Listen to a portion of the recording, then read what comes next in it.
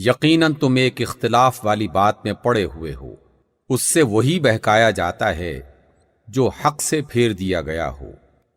مارے گئے قیاس و گمان سے حکم لگانے والے جو جہالت میں غرق اور غفلت میں پڑے ہیں، پوچھتے ہیں آخر وہ روز جزا کب آئے گا جس روز یہ لوگ آگ پر تپائے جائیں گے۔ ان سے کہا جائے گا اب چکھو مزہ اپنے عذاب کا، یہ وہی چیز ہے جس کے لیے تم جلدی مچا رہے تھے۔ البتہ متقی لوگ اس روز باغوں اور چشموں میں ہوں گے، جو کچھ ان کا رب انہیں دے گا اسے خوشی خوشی لے رہے ہوں گے۔ وہ اس دن کے آنے سے پہلے نیکوکار تھے، راتوں کو کم ہی سوتے تھے اور سحر کے وقت میں معافی مانگتے تھے، اور ان کے مال میں حق تھا سائل اور محروم کے لیے۔ زمین میں بہت سی نشانیاں ہیں یقین لانے والوں کے لیے، اور خود تمہارے اپنے وجود میں ہیں، کیا تم دیکھتے نہیں؟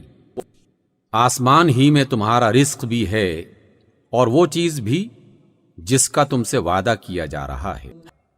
پس قسم ہے آسمان اور زمین کے مالک کی، یہ بات حق ہے، ایسی ہی یقینی جیسے تم بول رہے ہو۔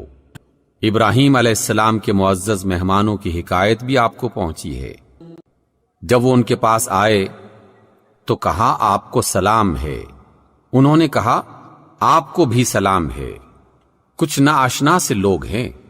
پھر یعنی ابراہیم چپکے سے اپنے گھر والوں کے پاس گئے اور ایک موٹا تازہ بچڑا لائے اور اسے ان کے قریب رکھا اور کہا آپ حضرات کھاتے نہیں؟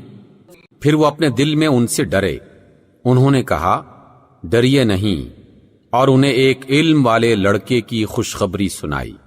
یہ سن کر ان کی بیوی چیختی ہوئی آگے بڑھی اور اس نے اپنا منہ پیٹ لیا اور کہنے لگی بوڑھی بانجھ۔ ابراہیم نے کہا اے بھیجے ہوئے فرشتوں، کیا مہم آپ کو درپیش ہے؟ انہوں نے کہا ہم ایک مجرم قوم کی طرف بھیجے گئے ہیں جو آپ کے رب کے ہاں حد سے گزر جانے والوں کے لیے نشان زدہ ہیں، جو آپ کے رب کے ہاں حد سے گزر جانے والوں کے لیے نشان زدہ ہیں۔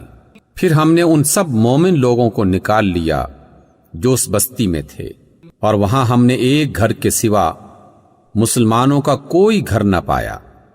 اس کے بعد ہم نے وہاں ایک نشانی ان لوگوں کے لیے چھوڑ دی جو دردناک عذاب سے ڈرتے ہیں۔ اور تمہارے لیے نشانی ہے موسیٰ کے قصے میں، جب ہم نے اسے کھلی دلیل کے ساتھ فرعون کے پاس